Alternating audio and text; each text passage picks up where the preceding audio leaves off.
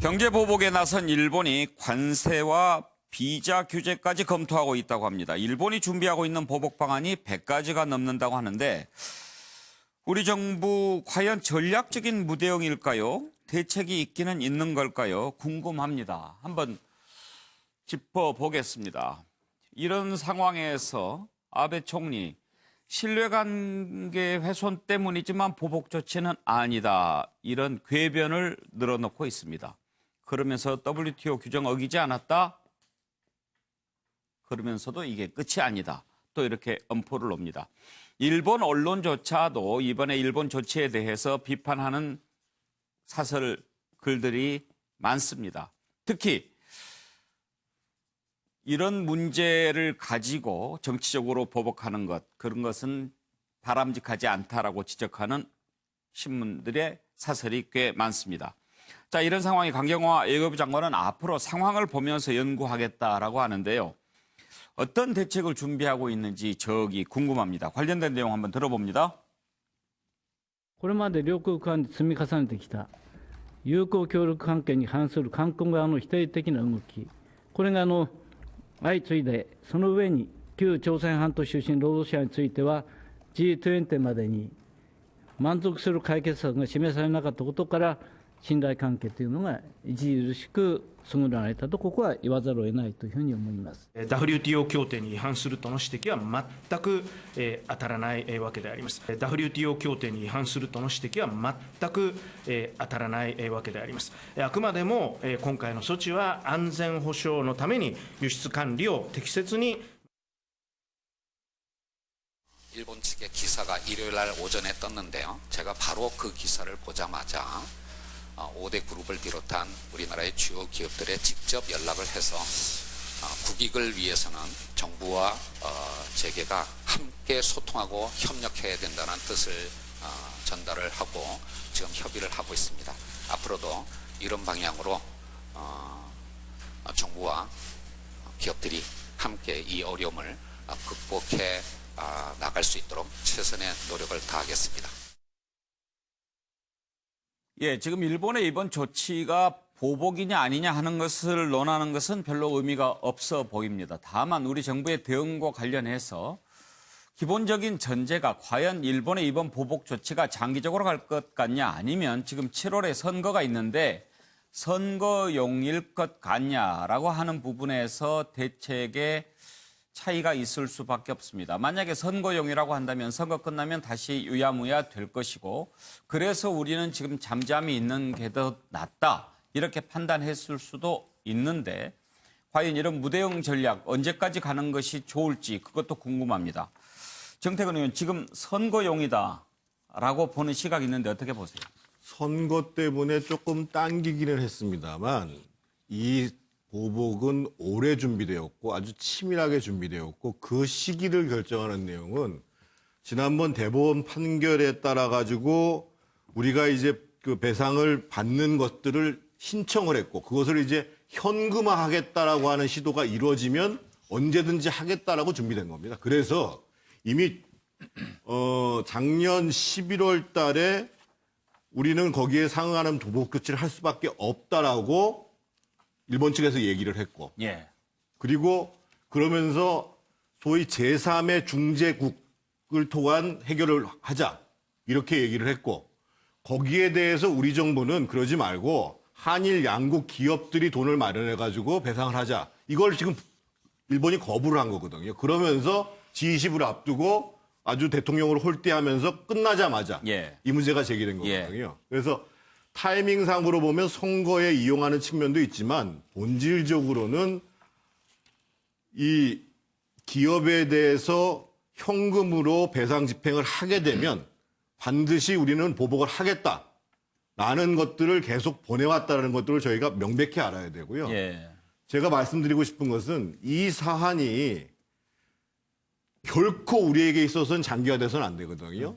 그래서 외교 역량을 총동원하고 필요하다면 미국으로부터도 도움을 받고 해서 외교적으로 해결할 수 있는 방안을 찾아야 되는데, 그러기 위해서는 이 문제를 산업부 장관한테 맡길 문제도 아니에요. 그리고 지금 능력이 떨어지는 외교부 장관한테 맡길 상관도 아니에요. 외교부 장관은 지금 여가부 장관인지 이 문제가 터진 와중에 또 그 위안부 문제 소송과 관련해 가지고 피해자 중심주의를 어제 또 얘기를 했어요. 그러면 결국은 이거는 청와대와 컨트롤 타워가 돼서 대통령이 나서서 해결할 수밖에 없는 사안이라는 거예요. 예, 과연 지금 우리 정부는 어떤 카드를 갖고 있는지도 궁금합니다. 문재인 대통령이 국무회의에서 아예 이 부분을 언급하지 않았는데 오히려 그런 부분을 보면 뭔가 우리가 카드를 갖고 있으면서도 전략적으로 그렇게 지금 꺼내지 않고 있는 듯한 그런 느낌도 듭니다만은 정기남 교수. 일단은 그 무대응이 무대책은 아니다라고 하는 관점은 좀 유지될 필요가 있어 보여요. 예. 뭔가 좀 전략적인 고민들이 필요한 거죠. 이게 단기적인 대책이 있고 또 중장기적인 대책이 있을 거란 예. 말이에요. 그런 면에서 우선은 지금 일본의 저 치졸한 경제 보복이 과연 앞서 그 앵커께서 얘기하신 것처럼 이게 단기적으로 예. 끝날 것인지 또는 중장기적으로 갈 것인지 예. 여기에 대한 판단이 또 우선해야 되지 않겠습니까? 그렇죠. 거기에 맞게 또 단계적인 대책이 나올 건데 저는 앞서 얘기했습니다만 지금 역시 이제 한일 간의 관계가 지금 거의 루비콘강을 건너고 있다라고 하는 그런 문제의식은 저는 필요한 것 같아요. 예. 왜? 자, 일본 정부가 아베 정권이 기본적으로 이것을 뭐 하루아침에 결정한 게 아니라 어떻게 보면 5월 달부터 꾸준히 어떻게 한국의 어떤 경제적 보복을 하기 위해서 급소가 어디냐, 급소를 찾아내기 위해서 지금까지 노력이 맞다는 거 아니에요. 그리고 앞으로 준비된 보복 카드도 100개가 넘는다. 심지어 일본 언론에 따르면 뭐 119가지 정도의 뭐 조처가 남아있다. 이런 얘기가 나오지 않았습니까? 그런 거 본다면 이게 단순히 선거라고 하는 것은 하나의 단기적인 어떤 덤인 것이고 궁극적으로는 지금 아베 정권 내에 포진하고 있는 이른바 강경파들 또 이번 이 문제를 바라보는 아베 정권의 인식 이 자체가 변했지 않았기 때문에 저는 이게 기본적으로 중장기적으로 간다고 봐야 된다. 그 속에서 자 그럼 우리 문재인 정부 입장에서는 우리 정부 입장에서는 자 우선은 당장 이것이 현실화됐을 때 대비한 비상계획이 있어야 된다. 예. 자, 그리고 이것이 또 장기화됐을 때, 자, 다음 단계에서 뭐 비자 발급의 제한이라든지 뭐 관세라든지 또 여러 가지를 지금 선전포고하고 있지 않습니까? 이런 문제들이 진행됐을 경우에는 또 어떻게 돼야 되는 건지 여기에 대한 좀 비상계획을 좀 우선 가지고 있어야 되겠다는 생각이 하나 있고 역시 이 문제를 우리가 뭐 일본과 한일 간의 경제전쟁을 진검승부할 수 있는 게 아니잖아요. 결국은 외교 역량을 총동원해서 이것이 구체적으로 현실화되기 전에 문제를 풀겠다라고 하는 그런 좀 다급성도 필요해 보입니다. 예. 권혁기 관장께 한번 물어볼까요? 일본이 보복 카드가 100개가 있다면 우리는 대응 카드가 200개, 300개 정도는 있어야 될 텐데 네네. 그렇게 있다고 보십니까? 그런데 이제 뭐 일본이 저렇게 무도하게 나온다고 하여 우리도 저렇게 뭐 같은 무역 맞보복으로 나서는 건 이제 미래지향적이지도 않을 뿐더러 오히려 되려 우리 기업에게 또 이제 악영향을 줄 수도 있기 때문에 그렇게 맞대응 보복 조치를 뭐 선언하거나 준비하는 것이 현명한 방법은 아닌 것 같습니다. 예. 일본 안에서도 지금 아베 총리의 이 행위를 철저하게 선거용으로 해석해서 일본의 유력 신문 같은 경우는 빨리 철회해라 이렇게 지적도 나오고 있고 요미우리 신문이라는 곳도 어떻게 보도를 했냐면 총리 관저에서 결정했다 이런 보도를 일본 언론이 스스로 할 만큼 정치적 판단이라는 게 이제 중론인 것 같습니다. 저는 이 문제를 이제 외교력으로 풀어야 한다는데 이제 일단 동의를 하고요. 저는 북일 회담이 이 문제를 푸는데 하나의 좋은 소재로 작용할 수 있다 이렇게 봅니다. 왜냐하면 북미 정상회담이 우호적으로 진행될 때에는 기억을 더듬어 보시면 아베 총리가 한국 정부와 문재인 대통령에게 일본 납북자 문제 해결을 위하여 북한과의 일본과의 대화 촉구 그런 요청을 굉장히 많이 했고 이번 G20처럼 뭐 문 대통령과의 만남을 외면하지 않고 오히려 일본 외무상과 아베 총리가 앞다투어 우리 외교부 장관과 문 대통령을 만나려고 노력을 많이 했었죠. 그런데 북미 관계가 냉각기에 빠지면서 이제 이렇게 돌변했다고 저는 개인적으로 해석을 합니다. 지금 북한의 태도로 보면 아베 총리가 북일 정상회담을 단독으로 진행할 수 없는 어려운 여건이고요. 이번에 G20에서도 판문점에서의 남북미 회동을 전혀 예상하지 못했기 때문에 아베 총리가 이번 한반도 정세에서 패싱당했다는 내부 그 비판에 좀 곤혹스러워한다는 보도도 많이 나오고 있습니다. 그래서 결국 아베 총리가 본인의 참여연 선거나 향후 정치적 입지를 위하여 일본의 납북자 문제를 해결하는 그런 성과를 외교적으로 내기 위해서는 예. 한국 정부의 도움이 필요하다. 이런 판단 속에서 서로 윈윈한 카드로 이 문제를 해법을 푸는 것도 하나의 방법이겠다 싶습니다. 권혁기 관장께서는 기본적으로 선거용이다 이렇게 보시는군요. 네네. 예. 자, 최경철 위원께서는 어떻게 평가하십니까? 저는 아베에 좀 긴 안목이 있는 것이라고 생각합니다. 일본은 지금 보통 국가가 아니죠. 전수방위 국가죠. 싸움을 걸지는 못하고 싸움을 걸어올 경우에 수비만 할 수 있는 국가죠. 그런데 아베가 원하는 것은 결국에는 공격할 수 있는 국가지 않습니까? 예. 결국 아베는 그것을 달성하기 위해서 결국 숙적 한국을 제물로 불러들인 것이다.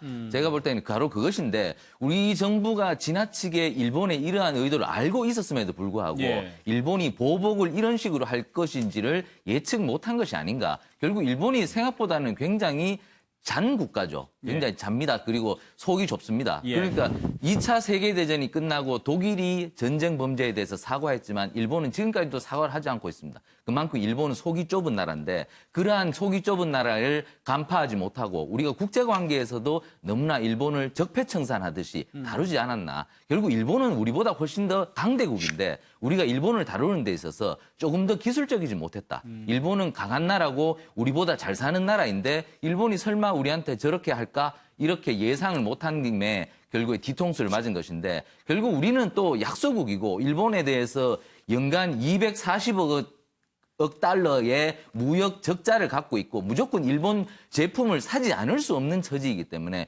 우리가 이것을 감정적으로 적폐청산하듯이 다뤄서는 우리가 100% 진다. 결국에는 미국 내에 일본을 움직일 수 있는 사람들을 동원하든지 그리고 우리 국내에 일본을 움직일 수 있는 사람들을 동원해서 외교적으로 빨리 풀어가야 한다. 결국에는 경제적으로 손해를 입을 것은 우리가 더 크기 때문에 빠른 시일 내에 풀어가야 한다고 생각합니다. 예, 지금 우리 정부가 어떻게 분석하고 대책을 마련하고 있는지 궁금한데요. 지금까지 일본의 태도를 보면 꼭 아베 총리가 지지율이 떨어지는 듯 하면은 한국을 걸고 들어가서 문제를 삼고 그렇게 하면 또 다시 지지율이 올라가고 이런 패턴이 반복되기는 했습니다. 이번에도 선거를 앞두고 또 이런 게 아닌가 하는 생각이 들기는 하는데 노영희 변호사께서는 일본의 지금 이런 보복 선거용이라고 보십니까? 아니면 좀 장기적으로 갈 것 같습니까? 뭐 선거용 플러스 또 다른 것도 있겠죠. 왜냐하면 100개의 카드 중에 한 개다 이런 얘기를 예. 하는 거 보면. 근데 사실 저는 다른 패널 분들께 좀 물어보고 싶어요. 예. 우리가 미리미리 일본 이렇게 나올 걸 알고 대처했어야 된다. 어떻게 대처를 한다는 건지. 왜냐하면 지금 이 사건이 터진 거는 그 강제징용 판결 위안부 문제 이와 관련한 대법원 그 판결 관련된 내용이었잖아요. 그걸로부터 시작이 됐지만 기본적으로 아까 앵커 말씀하신 것처럼 아베는 실질적으로 본인이 좀 불리하고 뭔가 좀 일이 잘 안 풀리면 우리나라 항상 걸고 넘어지는 그런 태도를 보여왔단 말이에요. 그럼 그런 상황에서 우리 대통령이나 우리 정부가 일본을 상대로 해서 어떤 식으로 했어야 되는 건지 사실 저는 잘 모르겠어요. 아까 뭐 제 여러 패널들께서는 외교적으로 뭔가 조치를 취했어야 된다고 하는데 외교적으로 아까 어떤 조치를 취하냐는 거예요. 지금 우리가 만약에 일본에다가 할 수 있는 거는 그렇습니다. 뭐 지난번에 옛날에 2015년도에 있었던 그 합의를 그냥 우리가 인정하겠습니다라고 하는 거 말고 다른 식의 조치가 있었을까? 저는 그게 없다고 보고요. 그렇다라고 한다면 현재 우리 정부가 할 수 있는 건 WTO에 제소하는 거 그리고 지금 이제 가트 1994라고 하는 그 협정이 있어요. 예. 그러면은 안보에 위협이 되는 것이 아니라고 한다면은 수량을 그러니까 수출하는 데서 제한을 주면 안 된다 이런 협정이 있거든요. 그런 제한을 보더라도 그런 협정을 보더라도 사실 일본이 잘못하고 있는 게 뻔한데 그런 식으로 국제적으로 어떤 식의 좀 도움을 청하거나 여론을 조성하는 것 혹은 법적인 절차를 취하는 거 말고 우리가 단기간에 저들이 저런 식으로 우리에게 수출을 안 한다라고 했을 때 할 수 있는 게 없어요. 왜냐하면 워낙 이 그 대일 무역 의존도가 사실 너무 심하고 적자폭이 워낙 컸기 때문에 자 그러면 일본이 이걸 언제까지 과연 할 수 있을 것인가? 일본하고 우리나라가 65년도에 한일협정 맺고 난 다음부터 55년 동안 한 번도 우리나라가 대일 무역 관계에서 흑자를 낸 적이 없어요. 결과적으로 장기적으로 갔을 때 일본도 사실은 되게 불편해질 수밖에 없는 구조라는 거죠. 저는 이번에 대통령이나 정부가 하는 것에 대해서는 지금 현 단계에서는 이거 하는 것은 정석이다라고 봅니다. 예. 정태군요. 제가 좀 이견을 말씀드리지 않을 수가 없는데 이 문제는 사실은 단기간에 해결을 해야 됩니다. 왜냐하면 3개월이 지나면 우리 기업들이 피해가 오고 그 총량을 따지면 1년에 한 170조 된다는 거 아닙니까? 그런데 지금 작년 11월 달에 10월 30일 날 판결이 나고 일본 정부에서 계속 요구한 건 이거였습니다. 일본, 한국 플러스 제3국 위원이 포함돼서 제3국의 중재위원회를 만들자. 외교적으로 해결하자. 이거를 일본에서 요구를 했고 우리 시청자 여러분들 계속 들으시기에 굉장히 부담스러우시겠습니다. 죄송스럽습니다만 우리는 판결이 일본 기업이 배상하라고 나왔음에도 불구하고 우리 기업과 일본 기업이 같이 돈을 마련해가지고 그것을 배상해 주자라고 하는 것을 5월 20일 날 우리 정부가 일본에 제안을 했습니다. 그래서 이 안에 대해서 일본이 거부를 했어요. 예. 왜 거부를 했냐? 일본에서는 그것만 가지고는 안 되고 그것이 합의가 되면 확실히 담보할 수 있는 당신 정부가 참여를 해라. 예. 그러니까 논리적으로 따지면 굉장히 어렵습니다. 책임은 일본 기업에 있는데 이것을 왜 그러면 우리가 해야 되냐라는 문제가 제기될 수 있는 거예요. 그래서 우리 정부가 이 안을 제기할 때부터 시작해가지고 당사자들에 대한 설득이 필요하고 적어도 배상에 대해서 현금화 조치가 들어가는 문제에 대해서는 유예를 시켜야 된다. 근데 우리 정부가 계속 아무것도 안 하고 있었.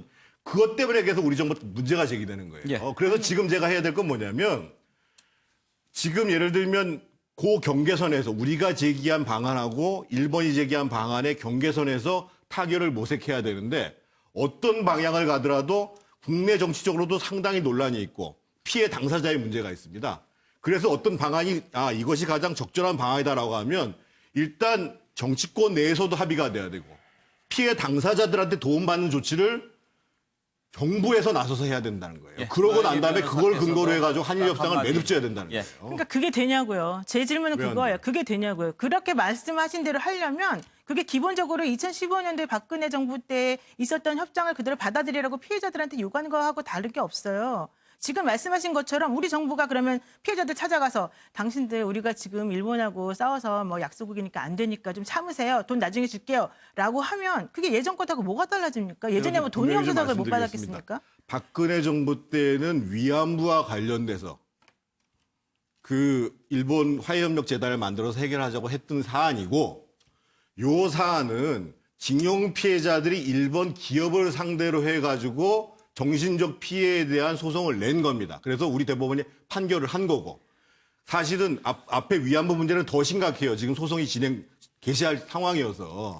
그래서 그거를 일반적으로 똑같다고 말씀을 하시면 안 되는 것이고 외교라는 것은 도덕 규범 문제도 있지만 힘과 실력을 가지고 우리가 가장 좋은 선택, 최선의 국익을 지켜야 되는 겁니다. 기본적으로.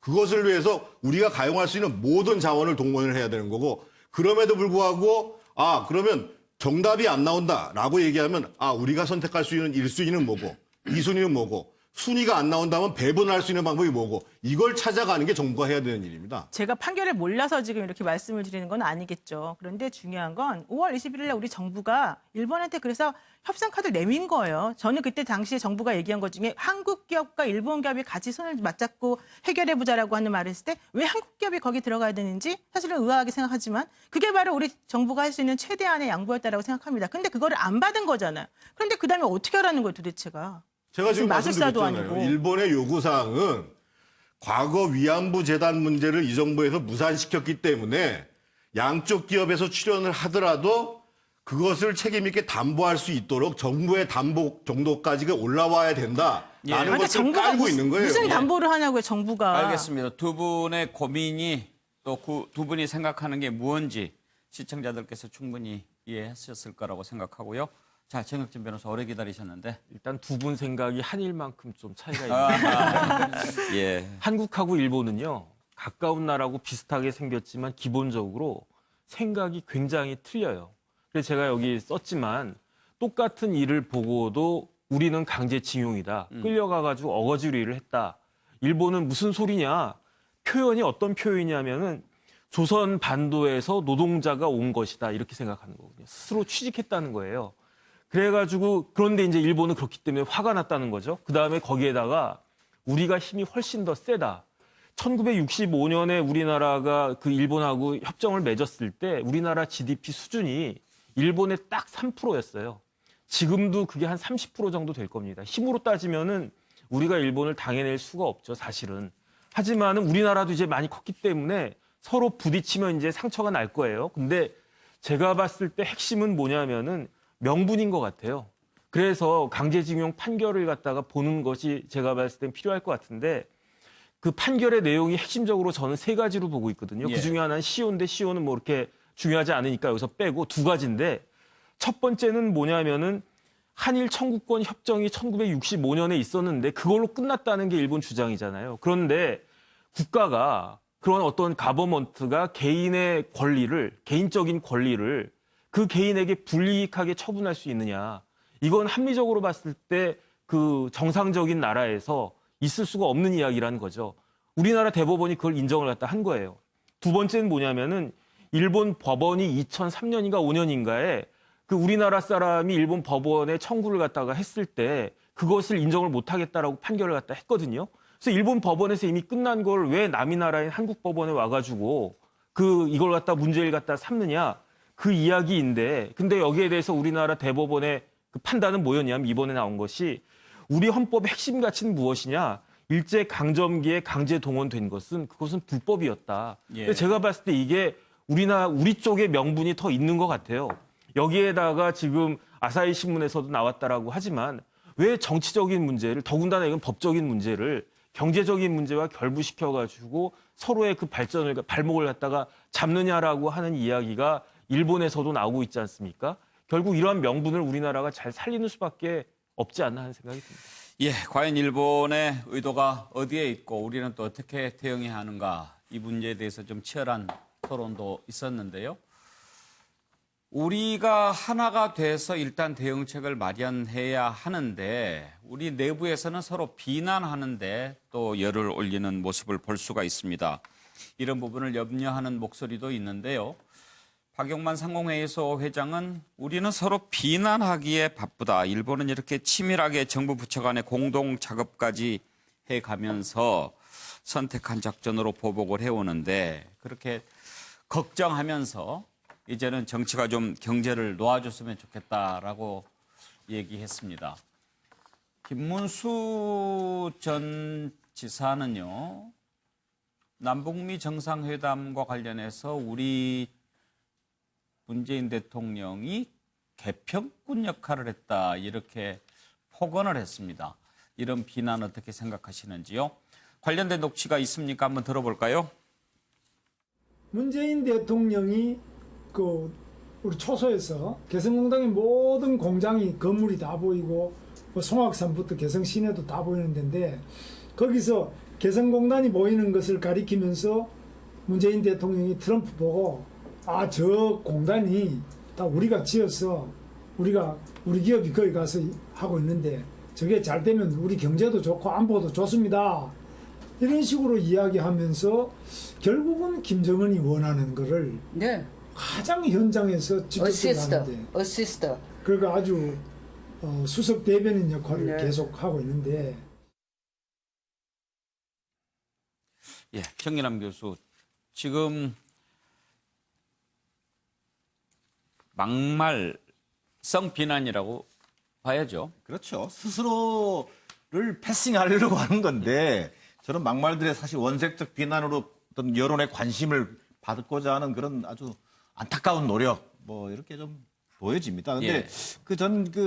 지금 이제 결국 핵심이 오늘 박용만 회장도 예. 언급을 하셨습니다만 적전 분열은 저는 자멸행위라고 보여집니다. 여기서 적전 분열이라는 게 뭐냐면 지금 일본의 치조라고 아베가 궤변 논리를 따지고 정치 문제를 가지고 경제로 보복하는 여기가 문제의 본질 아닌가요? 대법원의 우리 배상 판결이 문제의 본질입니까? 그건 아니잖아요. 결국은 문제의 본질에 좀 집착할 필요가 있겠다. 그러면 이 문제에 대해서 접근하는 방식이 그런 건데 혹시 이게 우리 문재인 정부와 무슨 관련이 있어요, 이게?